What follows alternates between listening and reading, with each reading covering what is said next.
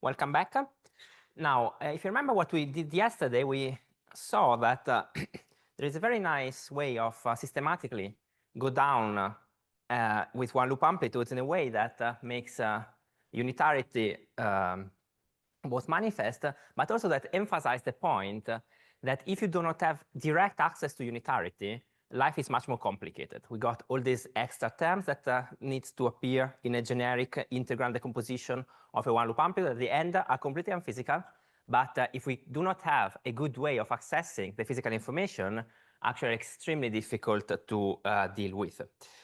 And the problem is that beyond one loop, which is what we'll discuss today, we do not have such a direct way of removing the non-physical degrees of freedom, and this makes life extremely hard and makes calculation extremely difficult. This is the reason why we have very few calculations in full QCD beyond one loop.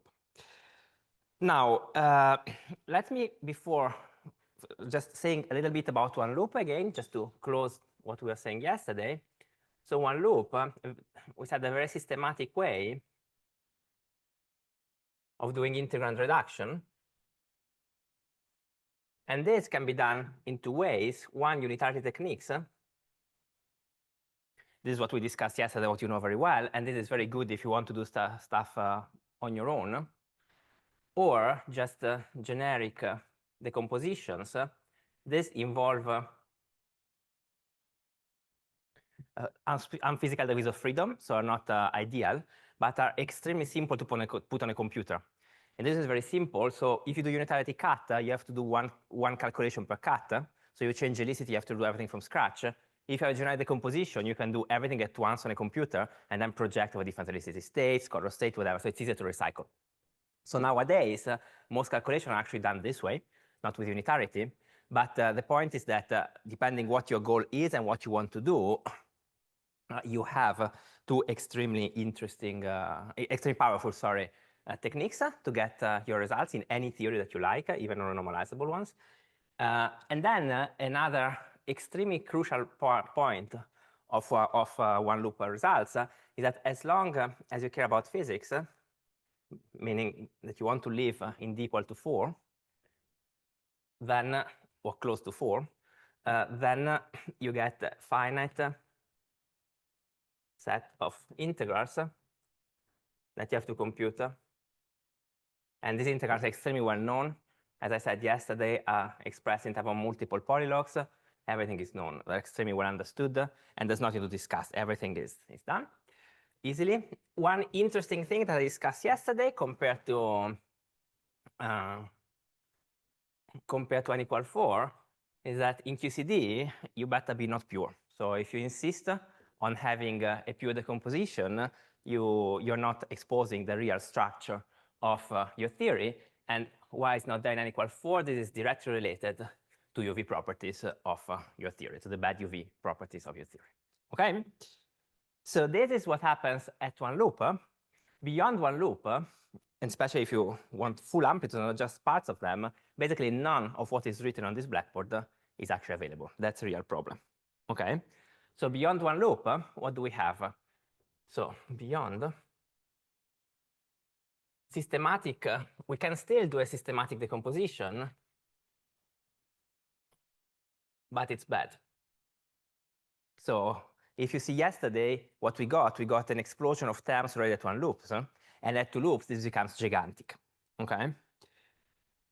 Then, if we look there, we do not have really fully fledged unitarity approach. We have some unitarity ideas to deal with it, and I will briefly discuss them, but we don't really have them. Okay? Now, so this we don't have. Another super important that we don't have is this. So integrals are much more complex.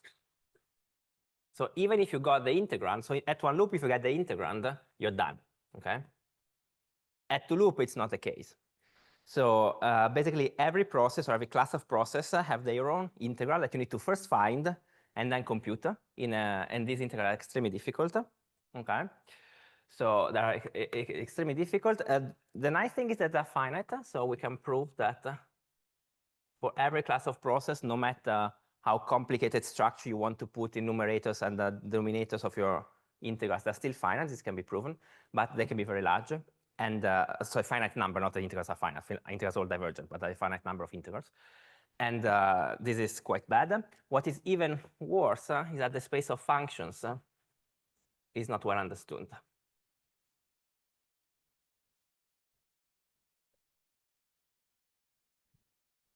There's a huge progress in the recent year, but while at one loop everything is multiple polylogs, so generalized multiple polylogs, beyond two loop we can prove it's not the case, and we have plenty of examples which are relevant for physics where you have elliptic curve, K3 surfaces, Calabi-Yau, and even horrible stuff which is much more horrible than that. So it's basically integrals that live on surfaces that are very, very non-symmetric. This becomes an extreme problem for the one of you who care about phenomenology, basically for electroweak processes, electroweak corrections, basically, and top quark physics. And if you see what these two things have in common, they involve the propagation of virtual massive particles. This is what makes the geometry complicated. I will not discuss so much about this, but all this make the result at beyond one loop, the result of the calculation of stuff beyond one loop extremely difficult. And both the computation of integrand is difficult and of integral, okay? Depending on the process, one may be more complicated than the other. It's not clear which one is worse. It really depends on what you can, okay? And then this is a fact of life, so this is just a factor. What is not a fact, what is basically us being stupid, is this part here. That at two loop, we're not able to extract physics very well, okay? So beyond one loop, we're also not good way of accessing physical content. What do I mean by that? Well, I mean that we can only compute stuff which is contaminated by spurious effects, and only at the end of the day we cancel them out. And the reason is reasonably simple. Just imagine you want to compute an amplitude square, which is what enter physics. Then you'll have A0 plus alpha A1 plus alpha squared A2 plus blah, blah, blah. And if you look at the second order, you have contribution from two real part of A0 star A2, so your two loop, and your A1 squared, okay? Now this contains infrared, everything is normalized, okay, so you don't care. So this contains only infrared poles. This contains infrared poles. But this, if you remember, so A1 contains infrared poles, okay? So in order to extract finite part of this object, you need to expand, to know this, not in 4-dimension, but in general dimension, to expand at higher order in epsilon. And this, the second you have to do this, all this nice thing that we said yesterday go through the roof, okay? So when we compute one loop for two loop, all that thing doesn't work anymore, okay? And a thing that we see, it's very empirical. It makes a lot of sense, of course, but it's very empirical, is that this object is disgusting, this object is disgusting. When you sum the two, you get something nice, okay? So only the sum is nice. And again, it's not a surprise. In physics, every time you do something in a stupid way, you get a stupid result, okay? And that's yet another example. The problem is that we don't know how to directly access this. So we really have to compute this, and we don't have an yes. So the problem is, is that now the pole is 1 over epsilon to the fourth and not 1 over epsilon square anymore. Well, you see, I can repeat. So all the expansions that we did yesterday basically now are not enough. Is this the problem? Yeah, roughly speaking, yes. So the question is, at one loop, you have soft and collinear singularity, so the highest divergence that you can have is a double pole, so 1 over epsilon squared. At two loop, you have two unresolved particles, both can be soft and collinear, so both can have can bring a singularity. So at most, you have epsilon to the fourth pole, and the question is whether this is what creates the problem. Now we have higher poles. It's similar, but the point is that the epsilon to the fourth and epsilon to the three poles are very simple because they don't mix between these two in a non-trivial way. What happens for real is when the 1 over epsilon square of this start hitting itself from the other one, okay? So the problem here started at lower poles, at epsilon squared, okay? And the problem is that you have spurious terms that comes from higher order in epsilon in this object canceling spurious terms in the loop, in the two loop. Okay? And you really see, I mean, this thing has no physical branch cuts, and they're cancelled by this. Okay? Does it answer your question? Good. So the situation is extremely bad. So we can do very, very little. And we don't have symmetry to guide us because there's not a lot of symmetry in QCD. Okay? Now, what do we do? Well, when you don't know any better, you do brute force. Okay? And the hope is that we can collect enough information to basically get inspired to something more intelligent. Now, the typical, since we cannot do integrand reduction for real, okay, the standard trick that you do at to loop is called integration by part techniques. This is what virtually every single calculation in QCD is done like that. And it's based on a very, very simple observation. So take a generic loop integral. I write it one loop for brevity, but you can do it for, I hope that it will be clear that it can be done in for any loop. Okay. This depends on loop momentum, some external momenta. Okay. And the point is that now we use dimensional regularization. Now, dimensional regularization integrals are shift invariant. Okay. So if you have a regularization scheme which is shift invariant, and actually you must have it, otherwise you break gauge invariant, you make your life very, very difficult, then I can shift this. Okay. So if I shift it, what do? I say that K, I shift it at some random momentum. Okay. Then this becomes the integral. The measure doesn't change. And then f of k plus alpha q. Okay. Now, this is definitely not a symmetry at the integrand level. Okay, so the integrand here is completely different. But since integrals are shift invariant, at the integral level, I have this. Okay. Now, why is this nice? Well, as usual in physics, whenever you have a symmetry, the first thing you do, you make it infinitesimal. And what happens if I make it infinitesimal? Well, if I make it infinitesimal, I get that this is equal to itself plus at first order in alpha, I take alpha small, the decay, okay, and then the derivative respect to k, okay, of q times f, okay?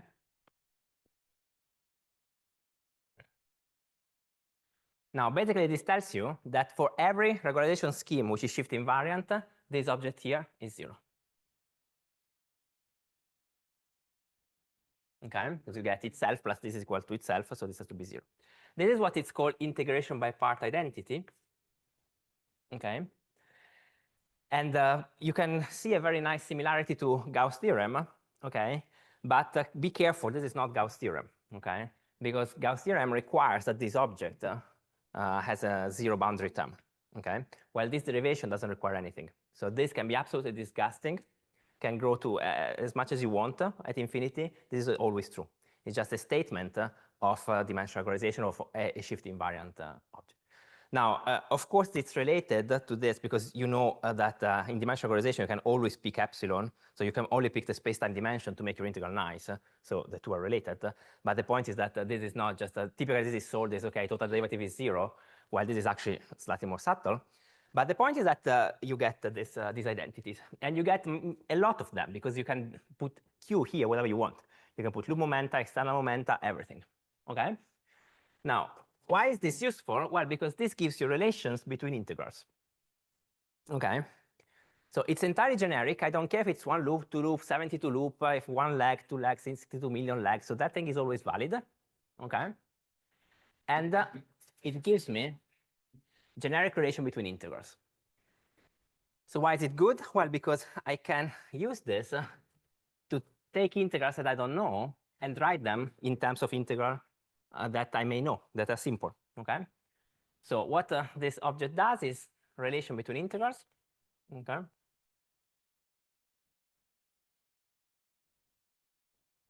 And if I start with a set of integral I can solve these relations and get to a set of hopefully smaller set of independent integrals, which I call master integrals, okay? Which hopefully is smaller and simpler. So that's the idea. So we start with a complicated amplitude that involves literally millions of integrals. A typical QCD amplitude that's, yes, order between thousands and millions of integrals. And with these things, you can reduce it to order 100, which is much more tractable, okay? But there is a problem, okay, because it's not obvious that this works, okay? Because it's not given that this object here gives you enough relations to simplify your problem. What is the problem? So the problem is very simple. If you now take the derivative with respect to whatever, okay, of a generic integrand with some denominators and some numerator, okay. Now, when this acts on the numerator, it may actually simplify it. But when it acts to the denominators, it creates stuff that doesn't exist, okay? You start creating objects which have square denominators and stuff that are not there in the beginning of your calculation. So the positive thing of these techniques is that it is generic. Then super annoying things create a huge amount of nonsense, okay? So the things, it creates relations, but these relations involve stuff that you couldn't care less, okay? And this actually it was huge amount, okay? It's not just a little bit. Which is a little bit of a problem. So because at this point, you don't know if it's useful or not. Now, what is possible to prove is that the amount of junk grows slower than the amount of equations, okay? So at the end of the day, IBPs can actually used to reduce your problem. And basically, as I said, the amount of junk grows slower than the amount of relations. So you can always use this to reduce integrals to a smaller set. The standard algorithm does this is called Laporte algorithm, okay? Which is, now I'm going to be a little bit, I mean, it's complicated algorithm, it's very smart, but basically it's Gaussian elimination. So you have a huge system of linear equations, and you have to solve it, okay? Now, this is something you do in kindergarten. The problem is you have a system of 1 million by 1 million, okay? So this is no longer so simple to solve, okay? So this definitely you cannot do by hand. It's implemented in computer codes. You let them run for 6 months, and you get your result, okay? What is the problem? The problem is that they create, as I said, infinite amount of intermediate junk. So the typical size of these identities is between gigabyte and terabyte, okay? So you get to the point where the problem is not that you cannot do them by hand, but you cannot do them on a computer, okay? So, and you have to play a huge amount of tricks to deal with this. Now, I will not discuss so much these tricks, okay? Because basically they are tricks, but very smart ones. I don't want to diminish people doing this because it's the only way we have right now. But what is the problem? Well, the problem is that you start with something which is mid-complexity. You want to end up with something which is simple because it's a scattering amplitude. We know they're simple. And in between, you get a huge amount of complexity. And dealing with this analytically is very, very complicated. So what people tried is basically do this procedure numerically. So what is this? Well, at the end is solution of linear system. So you can try to use tricks from computational algebraic geometry to do this. And this is what people do. So basically,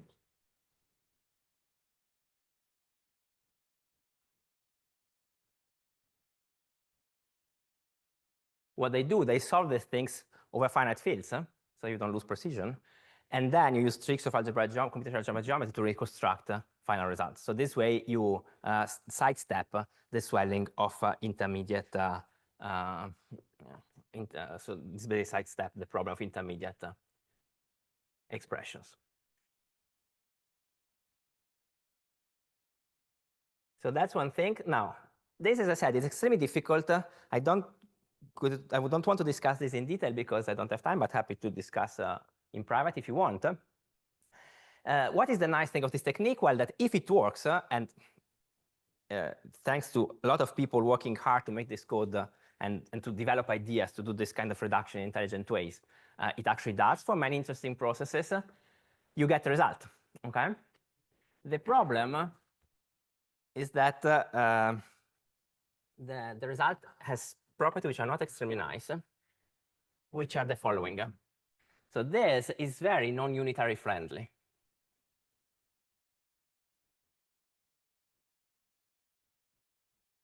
And the reason is very simple. So the second you start applying these equations, you take normal numerators and you square them.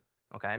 So you're starting getting multiple poles, which are not nice when you want to take residues, okay? These are completely unphysical.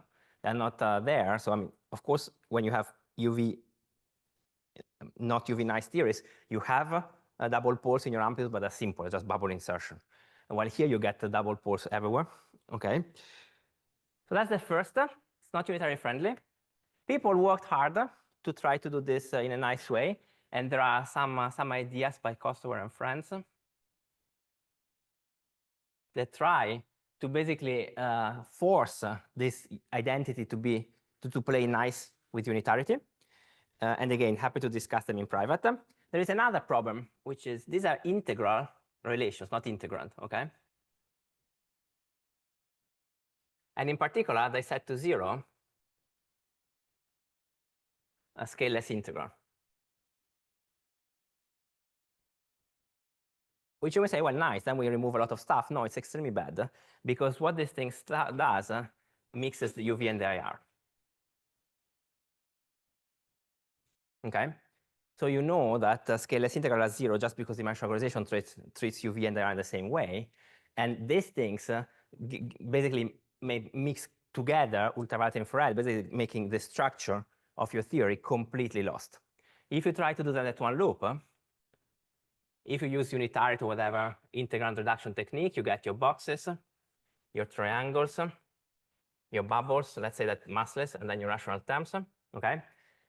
You can always play a trick, make this box in 6 dimensions with the price you pay that you have to add some triangles, just a mathematical relation between boxes and triangle. So this is finite and simple. Then this contains all the IR divergences. This contains all the UV divergences. Okay, everything is nice and beautiful. If you do IBPs, what you get your boxes and then only bubbles, because this integral as a function is not independent from this integral as a function. So IBPs will see them at the same way. So this contains both UV and IR, which is very, very bad because you lose control of your theory. And again, there are ideas of trying to restore this later on, and there was a talk last week at the conference about this, okay? So that's the situation right now. This is what we can do, okay? And the question is, can we do any better, at least in principle? Well, you see, what is the big problem? Well, the big problem is that we don't have a way of going straight into integrals that we like. We have to basically go through this hoop and jumps and hope for the best, okay? So what we would like, so think about what happens at one loop. So why unitarity is good? Okay, apart from that, we like unitarity, but in practice, why is it good? Well, it's good because it allows you to take the amplitude and project it immediately over a set of stuff that you like, okay? So this is why it's so powerful. You basically sidestep all intermediate complexities, okay? So what is the idea? Well, the idea is that you have a set of integrals that let's call them master integrals, which are independent, okay? And they are finite number, okay?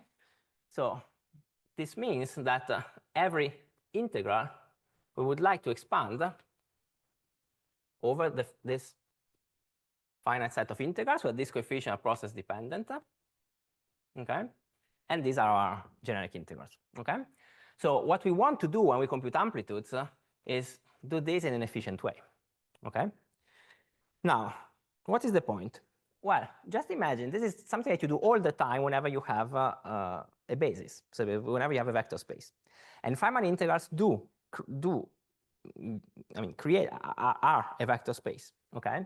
So if I define a Feynman integral as an element of a vector space, what will I do in general? What will I try to do?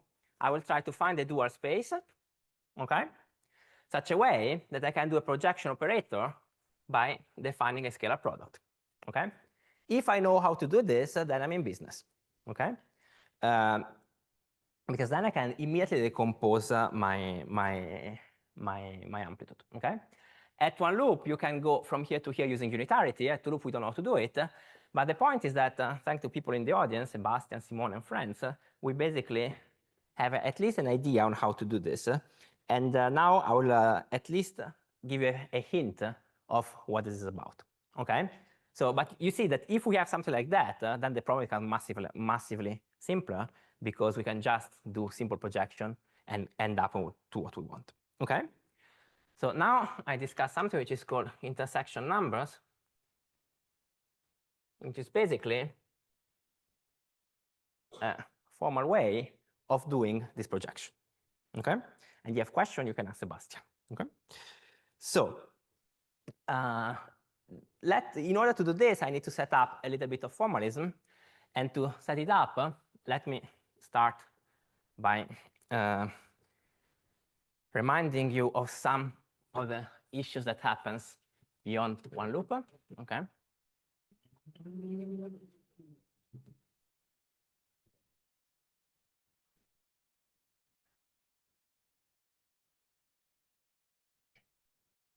Let's take a generic two-loop integral. This will have some kind of numerators, denominators, and whatever. And yesterday when we discussed one loop, every time we had loop momentum dotted into something, we were able to write this in terms of propagators. At two loop, this is no longer the case. And just to give you an example, take this diagram here and put here, so 1, 2, 3, 4. Put here K L1, L2, okay? Now, here you have 7 denominators, but you have in total more products with the type Li, Kj, where K can be either an internal momentum or a loop momentum. So it's not possible to express all objects that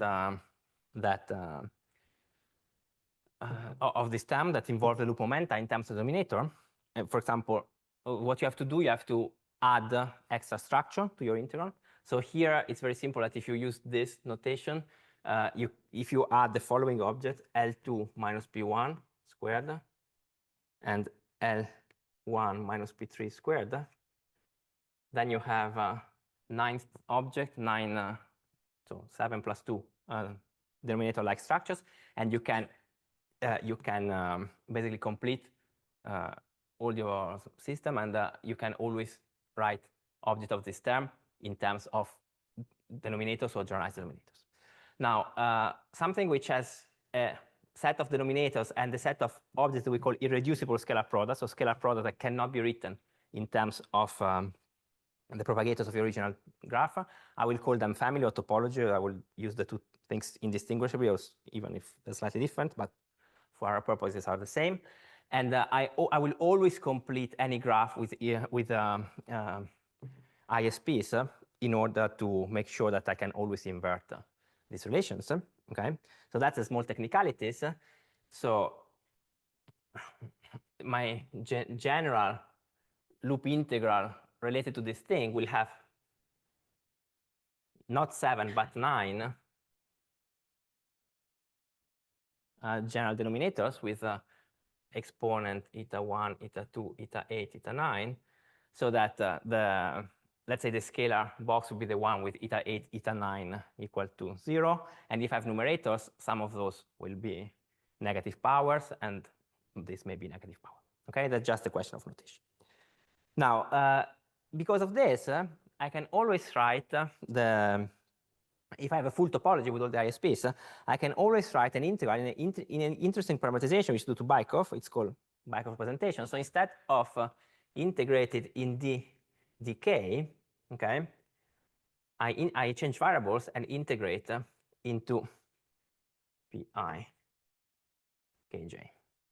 Okay, so since the two, so this is always possible, and this covers all possible bases of general denominators, where P can be both loop momentum and external momentum. Sorry, this is external momentum. And okay, so this is a change of variable. Okay, so I'm not going to do it because it's a literal change of variable. But I'm going to give you the form of the result because it's very important for what we're going to say.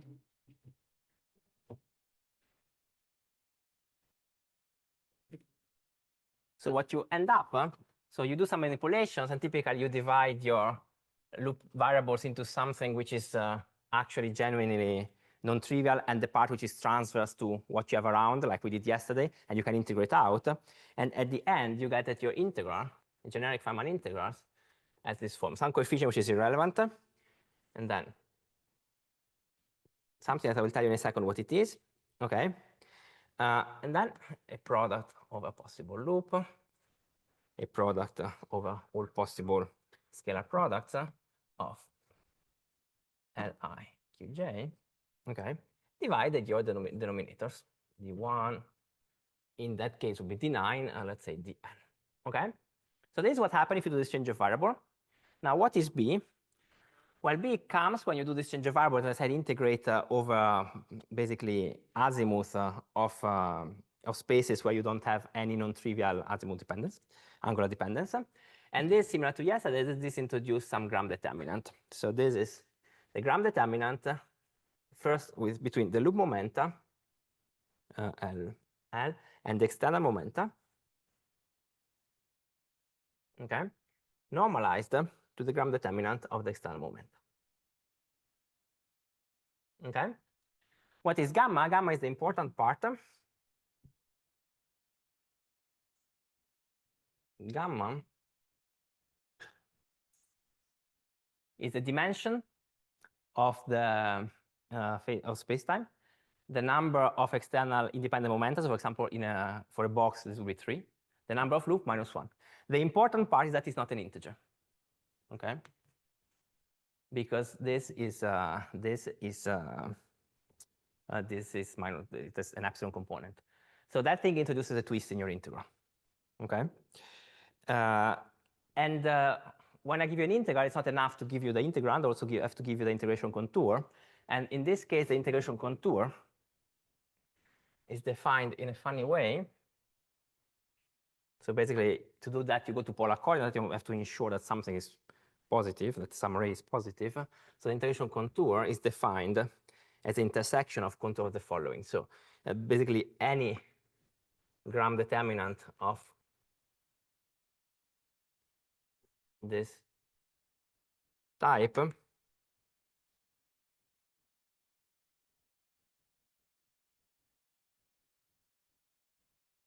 so basically when you here start from loop I and here from loop I plus 1, all of this are positive. Okay? And so that's the contour. And what is important about this contour is that on the contour, the Bikov polynomial is 0. Okay? Now, since we said before that Li.Q are in one-to-one correspondence with the denominator, you can do an extra change of variable and actually go from here to the denominator. So this becomes something like Zi, when these are the denominators, I call it Z1, Zn, alpha 1. That's the Bikov representation. Okay? And you see, this is a very suggestive form. So I can write those things in the following way.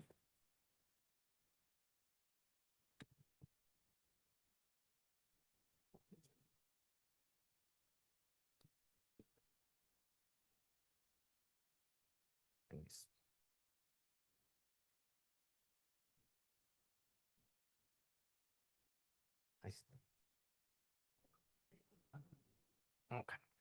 So I can write that thing in the following way.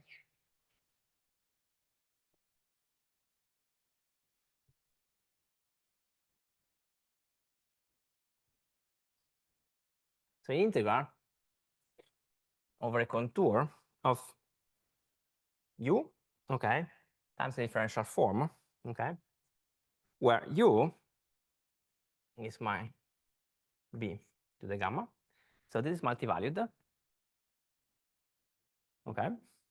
And then a single value differential form, which in that case is just dz1 dzn over z1 zn to some power, some integer power.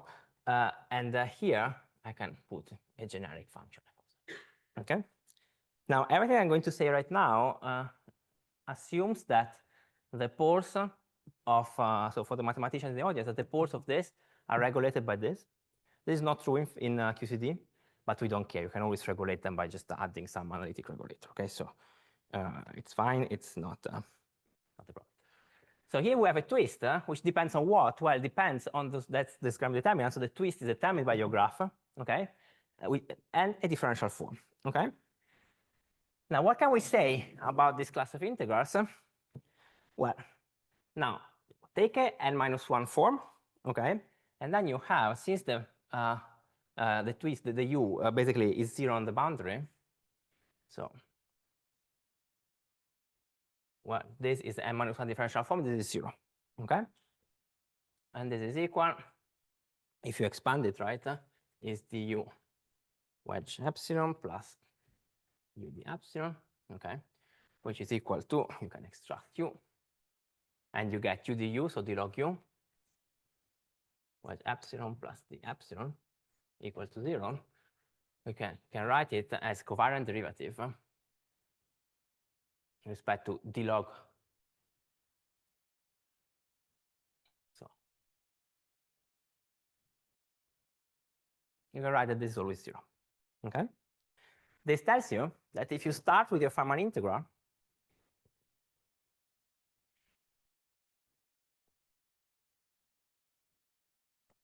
which was defined as up there, and you add to phi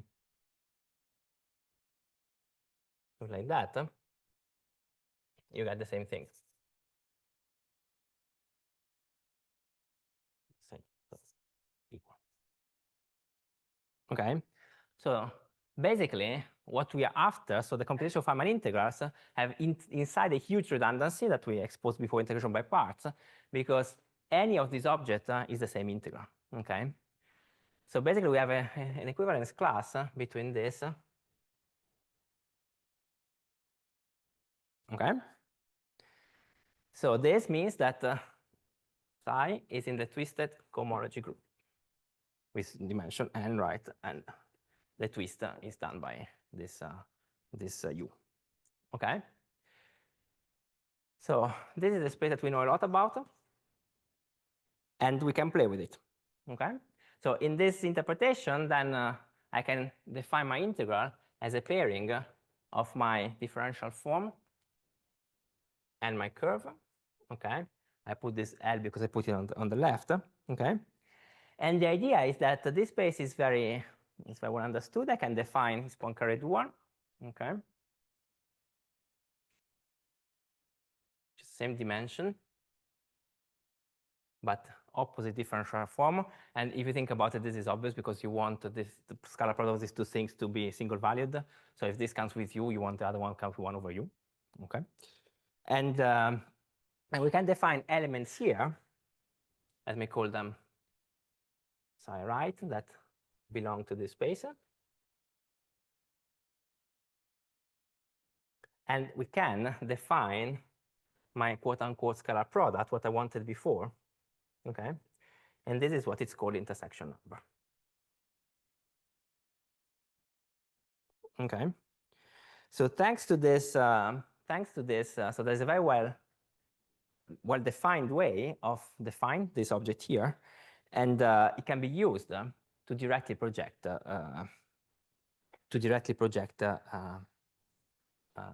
any loop integral into another integral. Okay. So this also has some other nice properties, because since this object here, so basically the integrals modulo IBPs live in this space, this also gives you in a straightforward way of counting how many master integrals you have. It's just the dimension of the space. Okay. And the dimension of the space actually, because of all this formalism, is actually easy to compute, because you can use complex Moore theory to find the dimension of the space in terms of the singular point of the zeros of where is it, of this differential form here. Okay. Now, what do I mean? Well,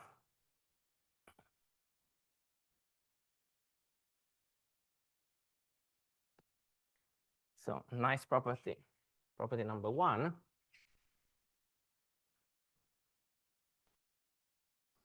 As I said, so number of master integrals, so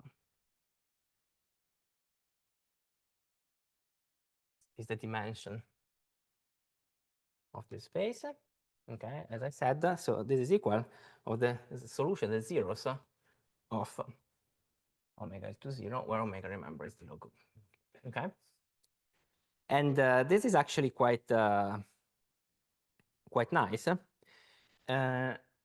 I just want to give you an example of this, just to see that this is not complete abstract. Okay, it actually has some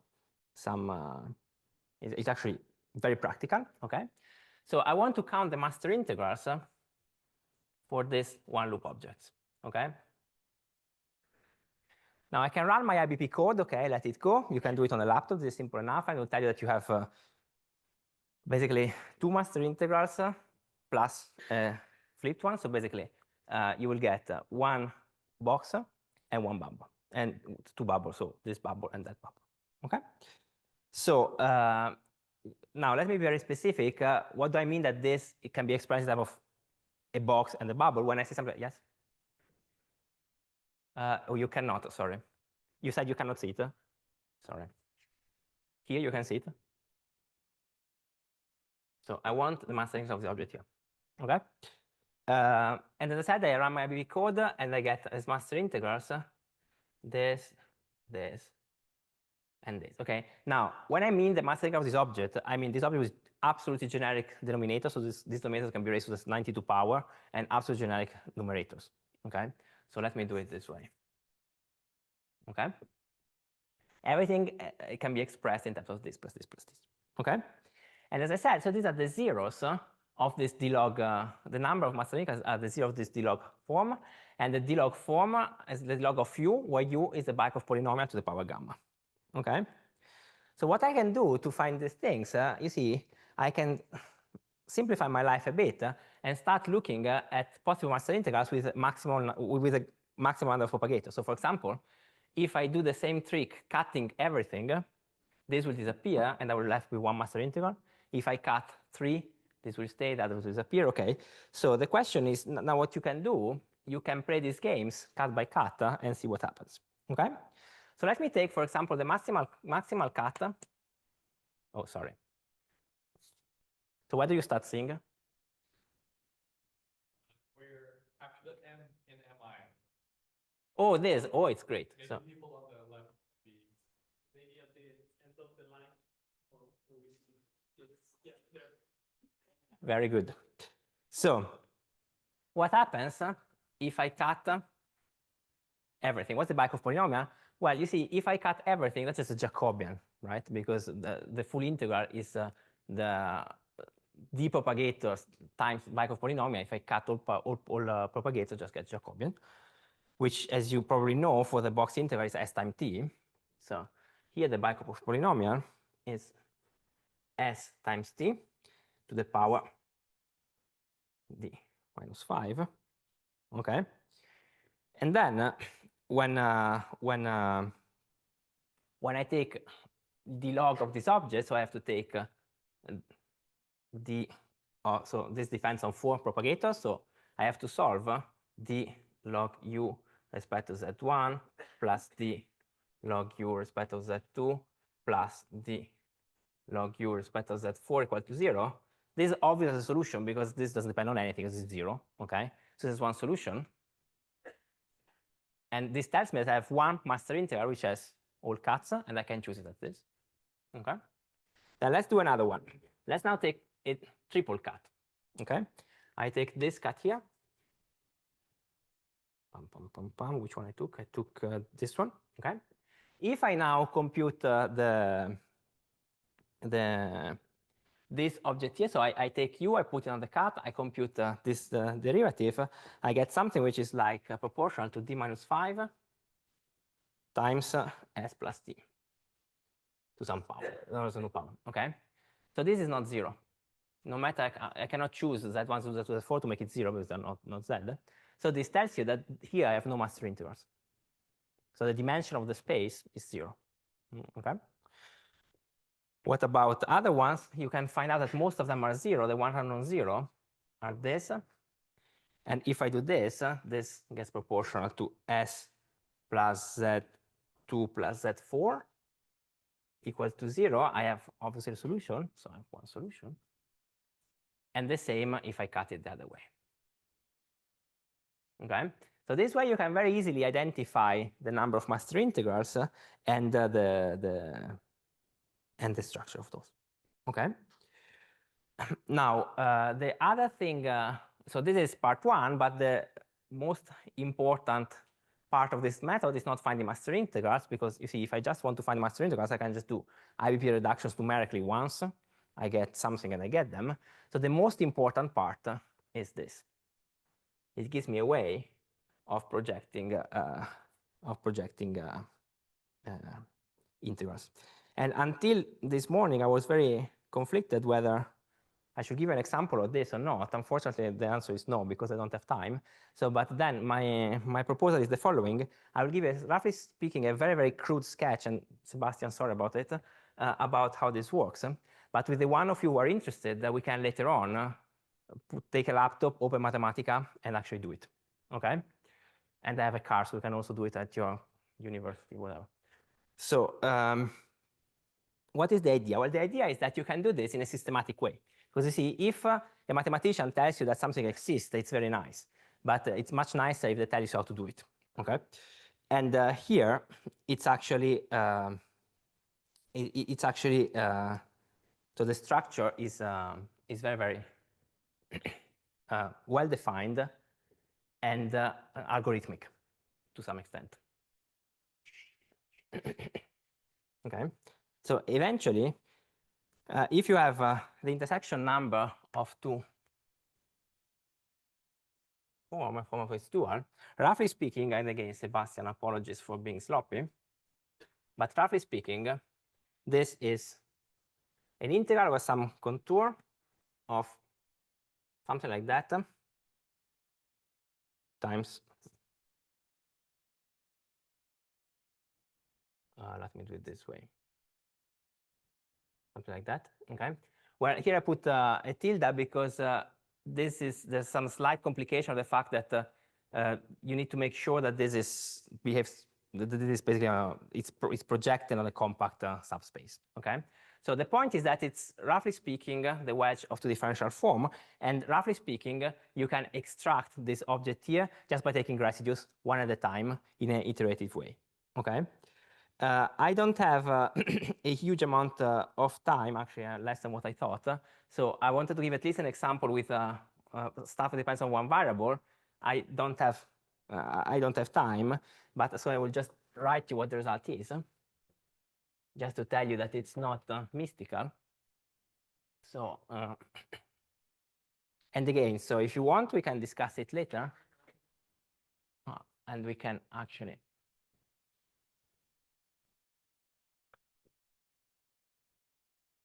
try to do some examples. You can find also a lot of worked out example in Sebastian's original papers. So if I take something like that, and I imagine, and this is one form, so in general, this is not the case for amplitudes, right? Depends on much more propagators, so these are higher forms. But this is just you sum over all possible. You take all the poles, okay, of your differential form, okay, which remember it depends only on the topology, but on the structure of your graph, okay, and over all these poles you take residues of the following form, on the following object of psi p, we'll tell you in a second what it is, times this differential form. So this is for one form, okay. Now you see you have just to take residues, so it's very simple. The problem is that this is this, so it's the one I want to have to begin with. What is this psi? Well, the psi is the solution of the following differential equation. So you want the covariant derivative with respect to omega of psi p is equal to psi l, and I'm omitting a crucial detail here. So you may say, well, it's not good, because I basically traded a Gauss reduction problem, complicated one, with solving the differential equation, which are much more difficult. But now that's the detail that I omitted. So you don't need to solve the differential equation everywhere. You just need to solve it close to the pole. Okay. So since it's close to the pole, it's trivial to solve them, because what you do, you write an ansatz for this object here, but you write a Lorentz expansion of this object near to the pole, and typically you just need very few terms, okay? And you can immediately solve this object here in a straightforward way. You put it there, and this becomes really, you trade a complicated process as like integral reduction as taking residues, okay? There are subtleties everywhere, as I said, so this works if the poles of this are regulated by this, which is not the case in QCD, but this can be dealt with. And the point is that we have at least some hope that we're getting close to this immediate projection that I was discussing before. Okay, so very good. So this basically allows you to reduce your complicated problem into a set of master integrals, but then at the end of the day, you still have to compute them. Okay, and how? Yes.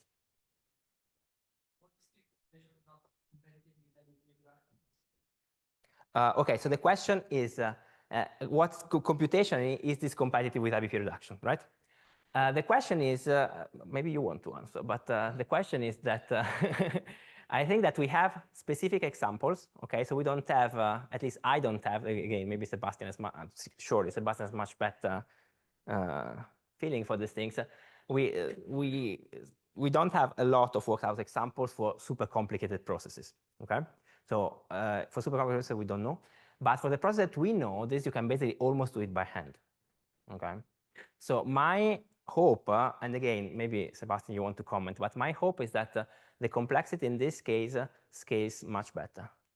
But I don't know, so. Scales much better with loops and also with scales and loops. With scales, yeah. With scales. I agree with the But it's not completely blind hope, okay? So we have some examples. Okay. Okay, and then we have to compute these things. And I will spend just a few minutes reminding you how to compute these objects, because by now I think it's standard tricks on how to compute Feynman integrals. I would just basically very quickly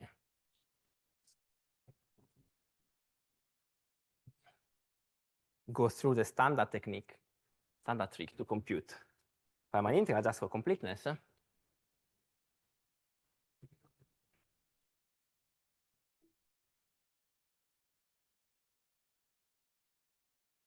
And of course, in principle, you can write an integral in a nice representation and try to integrate it. This is always a possibility. If the integral is simple, typically you get it, okay?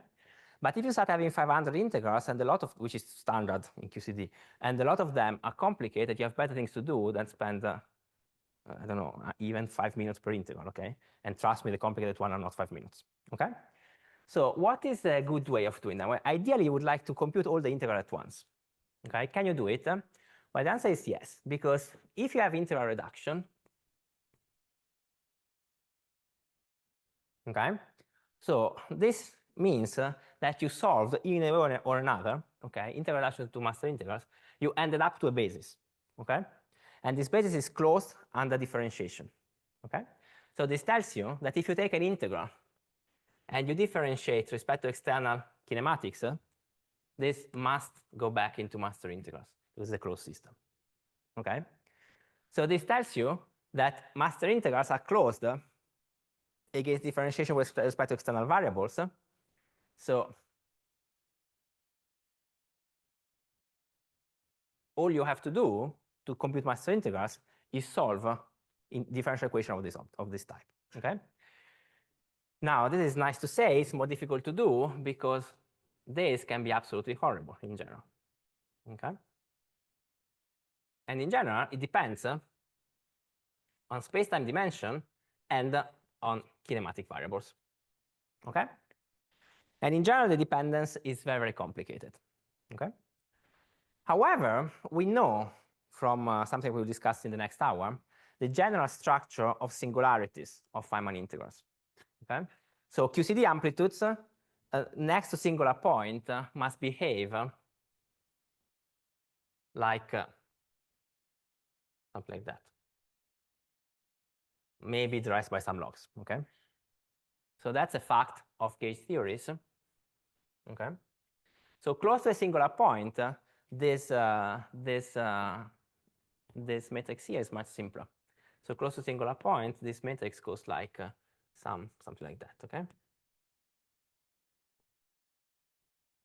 Okay. It's a very, very simple form because if you're close to a singular point, then okay, this you can solve it. But you see, this is very nice pores with epsilon in front of it. Now, the realization by Johannes Hahn at this point, long time ago. So I remember discussing this with Johannes the first time I came to this place. So the realization is that that very simple form, which has to be valid close to singular points, actually, in many cases, it is valid everywhere. So you can choose change of basis, okay?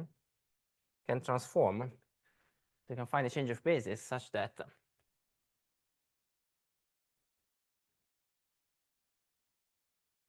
your integral is of the form epsilon some d log times the integral itself. Okay. Now, if you get this change of basis, then the solution is trivial. If you accept that you don't care about the actual space-time dependence, but you only want an expansion on epsilon to 0 and d equal 4. Okay, because this becomes trivial integrated integrals. So at first order epsilon, these are constant. Then you have a log, then you have integral of log with d log kernel, so you get iterated integrals. Okay.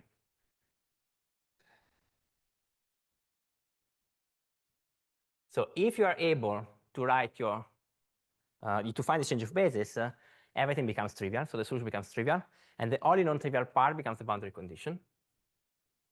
Now, is it always possible to write something so simple? The answer is no. You get something which has complicated kernels and elliptic functions and whatever. But for many cases, this is possible. And in the case where it's not possible, it is possible to get very close, okay, to get a lot of the benefits of this structure here. So the problem is to find it, okay? Now, how do you find it? Well, it is a little bit of an art. But there is a very powerful, so the only thing I want to say, because this is by now pretty standard, so the only thing I want to say is how do you approach, there's a very nice way of approaching this problem, okay, which is again, unitarity. So you want to find a basis where that thing happens, okay? And then if that thing happens, then your solution is extremely simple. Because if your functions obey the differential equation, then the result is pure. Okay. So what you can do, you can try to find a pure function with logarithmic or similar to logarithmic differentials.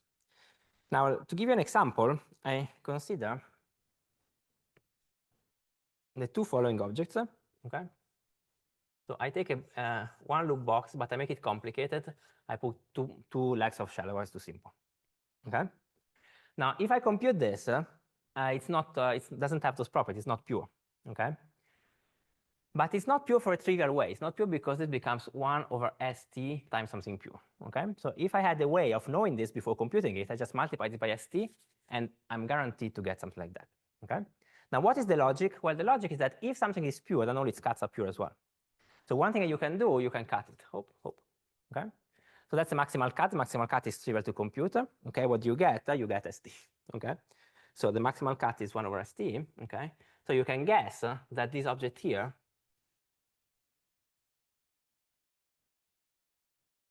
is a good candidate. Okay. For a change of basis, and indeed it is. What happens if you do now consider a triangle? If you now do a maximal cut of a triangle, what you get, you can write it easily, dt over t, okay, and then a horrible Gram determinant, okay?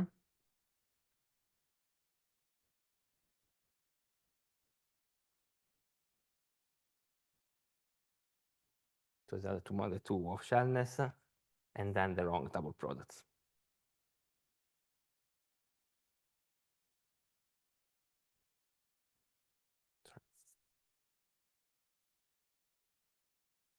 Okay, then clearly this is the logarithmic form, so this doesn't create any problem. So if you take a triangle and multiply by this object here, you get something which is nice. Okay, so far everything is trivial. Okay, so it should not be too impressed because it's an entire triviality. What is nice is that if you understand this, it's easy to uplift it at higher loops. Okay, and the last thing I want to do before the break is this uplift. Now,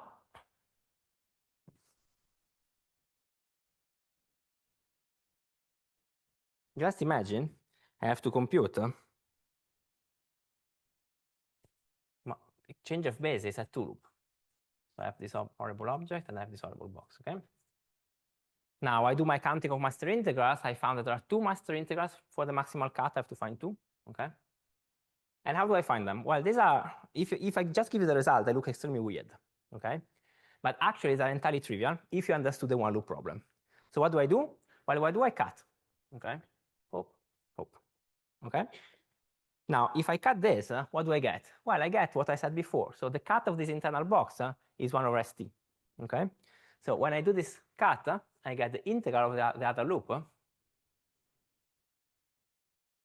And then I get 1 over st of this box. So S of this box is S of the full box, but T it's not, because it's not this T, it's this T. Okay? So here in some units is K minus P3 squared. Okay? So that's what the 1 over ST of this cut. And then I'm left with this, with the other loop. Sorry, I forgot the lines, but okay, it's a double box. Times, okay, K squared, this is annoying. K plus P1 squared and K plus P1 plus P2 squared. Okay, these are irrelevant. They're just 1, 2, 3. Okay? So, and what I want to make this thing nice. Okay? Here in general, to make it nice, I will introduce a numerator. Okay? Okay, I have to find 2 master integrals, so not both of them can be the scalar one. Okay? And what can I do? Well, you see, in one case, it's very simple to do it, right? So I got ST for the one loop. Okay, I can do the same, but I get another S from here. So one good candidate will be the scalar object multiplied by S squared T. Okay, that's the first one. What about what is left? So this is K, K plus P1, K plus P1, 2. This is a triangle. Okay, so the inner object is a triangle. So the one without the bracket. Okay, is this triangle here. And then you know how to make it nice because you understood that one loop. Okay, so if I choose a numerator that may seem crazy, okay? So if I choose as numerator function the following, what is it? S times K minus P3 squared. If I choose this as numerator function, I kill this. I kill the maximal cut of the inner object, and I left the triangle. I know how to fix a triangle. Just that thing. So if I just tell you, look, you have to use this as numerator factor for a 2-loop box, you may say you're crazy. But if you understand this loop-by-loop approach, this can give you a huge amount of guidance to construct these nice bases. The second you have these nice bases, everything is trivial up to boundary condition. And that's a great mystery of QCD. It turns out that in basically all the cases we know, you don't need to compute boundary conditions. They are entirely fixed by asking that your integrals doesn't have spurious singularities and spurious branch cuts. Spurious branch cuts. We don't know why this is enough, okay? So we don't know if this is general, but at least what we see so far is that it's possible, which is great because then you don't need to compute boundary conditions. Okay, so I think we have a break now. I'm not sure. We do, right? Yes. Yes. So why don't we take a break until maybe 5:30 because the buses don't come until 6:45. So that gives us plenty of time for the second lecture. All right, but let's thank Fabrizio.